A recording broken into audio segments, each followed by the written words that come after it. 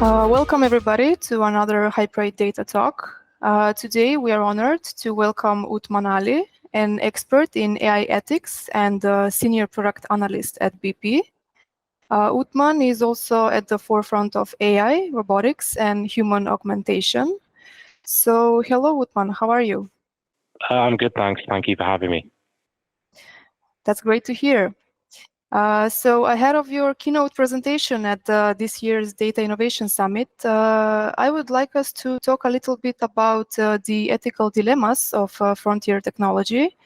Your session titled Robotics and Superhumans promises to be a fascinating exploration. So to start with, Uthman, can you give us an overview of the current advancements in AI robotics and human augmentation? And what are some, let's say, aspects that the general public might be overlooking? I think if we look from last year, right, ChatGPT really took the public's imagination of what we can do with AI, and it's been a tsunami of advancements ever since with generative AI. But what I think the public are missing is that a lot of these technologies are going to become more physical over time. So, for example, this year there have already been human trials with things like neural implants, which, again, with neural interface technologies, essentially you're having sort of brain implants that'll let you communicate with external machines with your thoughts. So imagine playing a video game without you having to actually use your hands or a remote. It's literally with your mind. And in the space of physical robotics, particularly generative AI, there's been some really, really interesting research that's shown that you can have physical robotics now and actually have communication.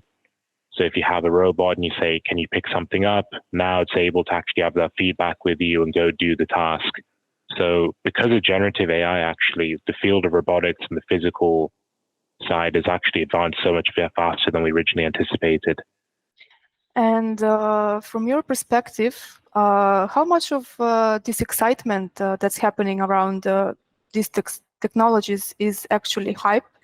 And what are the realistic expectations for the future, for the next, let's say, 5 to 10 years? I'd say, so someone coined a term I quite like. He called it generative anxiety. We're talking about generative AI.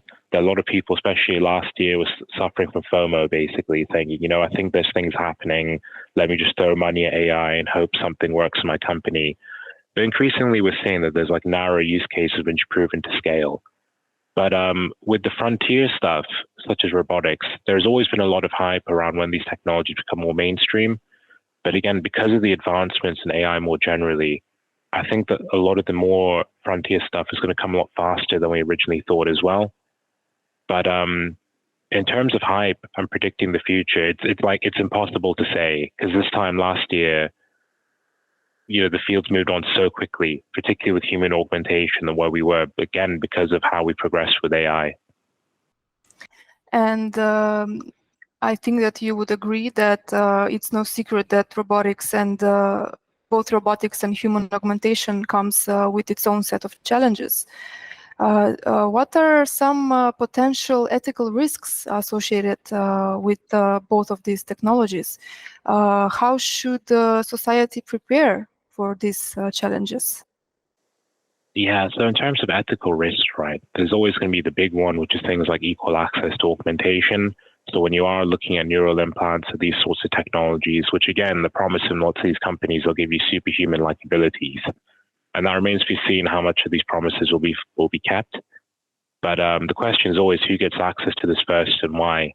Because a lot of great use cases around medical uses, for example, ending paralysis or forms of Parkinson's. But when you get to things like enhancement, like the idea of a brain implant giving me superhuman-like abilities with memory, then there's big dilemmas, even over employment law and discrimination over if this technology becomes mainstream, how are we going to deal with this? What if you simply don't want to use these technologies or be enhanced? But the other dilemmas, such as ones we've always had in technology ethics, such as bias and fairness, so even now with things like neurotechnologies, one of the dilemmas is neurodiscrimination. So, for example, in research and development, there needs to be equitable access for people that have dyslexia, dyspraxia, autism. People's brains function differently, and it's important the technologies are also being able to tailor for this as well. But with physical robotics, one of the interesting policy developments we'll see this year is the use both of military robotics, but also police robotics as well, which again, for lots of people might come across as very scary over like potential weaponized police robotics as well. But it's important to note that there have been some really interesting success stories where robotics have been shown to stop active shooters, for example, instead of sending a human there. So again, the point of actually having the public be educated is that they're very, very beneficial ways of using these technologies. And I'm firmly against having the blanket aversion where we say no to everything. But it requires all of society to be educated on this and be really informed about what are we actually viewing as acceptable and why. Right. You mentioned the equal access to these technologies. How can we actually ensure equal access to these technologies, and how can we prevent a widening divide between these different societal groups? Yeah, this would really fundamentally lie with global policymakers to make sure on a global scale, the global north and the global south both have equal access, because lots of the research and development is coming out of certain nations as well. But it goes twofold. So you got one in the design of the actual technology, which is like the research and development. Even that in itself needs to make sure it's equitable. They're actually using different people to actually see like, will the technology work for everyone? Because even if you have the technology and you give it widespread across all of society, but you find out you never did any testing on people with, for example, autism, and it doesn't work for them, the benefits aren't evenly distributed. So it's important in the actual testing phase that there is representative samples and everyone is considered. Then when you go to deployment, there needs to even be sandboxes as well to look at who should be getting this and having consistent international standard. And the interesting dilemma is actually going to be when it comes to things like cultural perspectives and ethics. So certain nations around the world are much more tech optimistic, which want the population more likely to use these things, whereas others are not. So again, it's very much a global policy consideration for us as society to say, how do we actually think we should be using this? That's a great answer.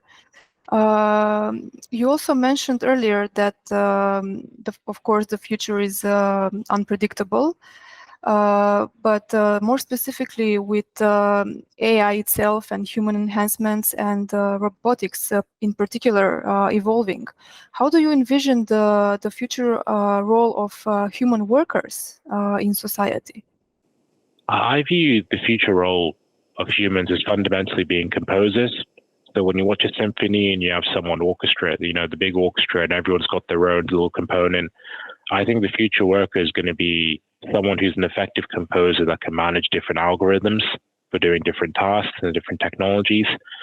And I think the biggest component or the big skill for the future actually is going to be twofold. I think it's going to be empathy, because we often think about what AI can do. AI can do X, Y, and Z, but we don't think about what AI and these technologies can't do, which is things like tell the truth or actually be human.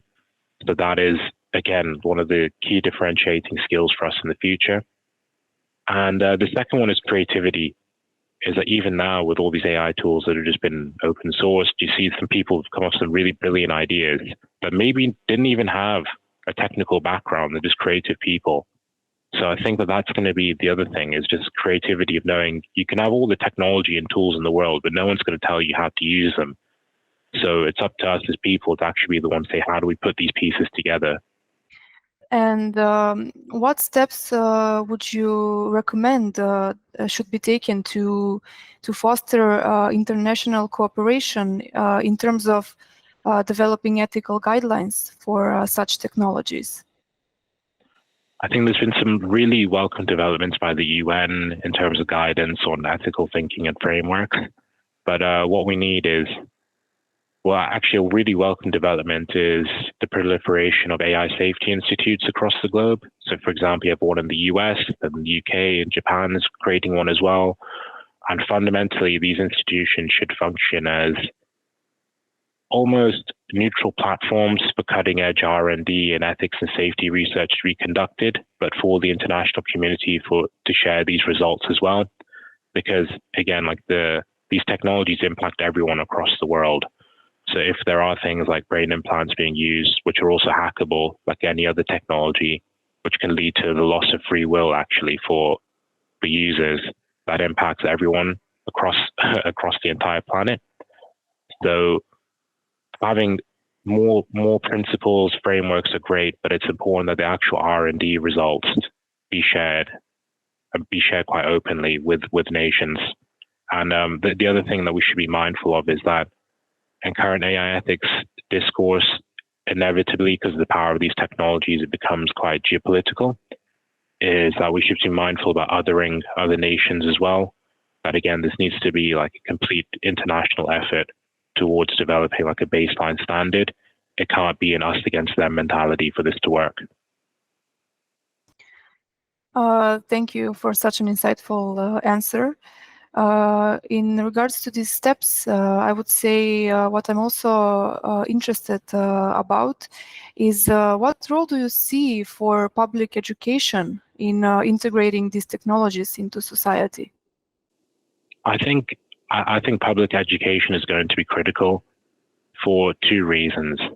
One, from an ethics standpoint, the public needs to be educated and informed to even have an informed opinion, because, and even in upcoming elections, policy debates, the role of AI and these technologies is going to be hotly debated. So it's important even for voters to be informed on these issues. But the second is that these technologies will even transform the way that we even do education in the first place. So, for example, if you look at AI and schooling, the future, instead of writing an essay about a book, you might actually have interactive sessions where you have an AI be the character from the book for you to interact with. And the potential ways for it to make like a much more inclusive and equitable experience. And again, if the future job roles were largely going to be composers using many algorithms, it's going to be essential for public education for everyone to know what the technology is, how to use them, but also the associated risks.